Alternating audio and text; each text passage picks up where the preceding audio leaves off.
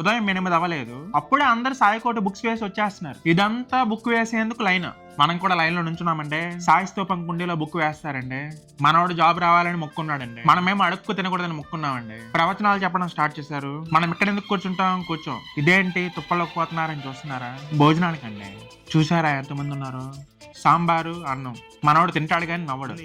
ఇంకా జాతరలోకి వచ్చేసామండి. ₹10 బోర కొన్నాను. మన జీవితం బోర లాంటిదండి. ఎగురుతున్నంత సేపే దానికి వాల్యూ ఉంటుందండి. అలానే పని చేసేంత కాలమే మనకి వాల్యూ ఉంటుందండి. మనం ఎలాగో పని చేయట్లేదుగా, అందుకే బోరను గుర్తించాను.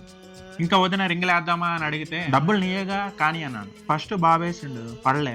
తర్వాత పాప డబ్బులు కింద ఉన్నాయి అనుకుంది, డైరెక్ట్ కింద వేసింది. ఇంకా తర్వాత మీ వల్ల కాదే, నేను వేస్తా ఆగండి అని చెప్పి నేను వేసిన, పోయింది. నేను ఈ బిజినెస్ పెట్టుకుంటానబ్బా, బాగుంది. ఇంకా పిల్లలు నాకు అది కావాలి ఇది కావాలని వదిన ఇసుకిచ్చింది. మన ఫ్రెండ్స్ ఏనండి.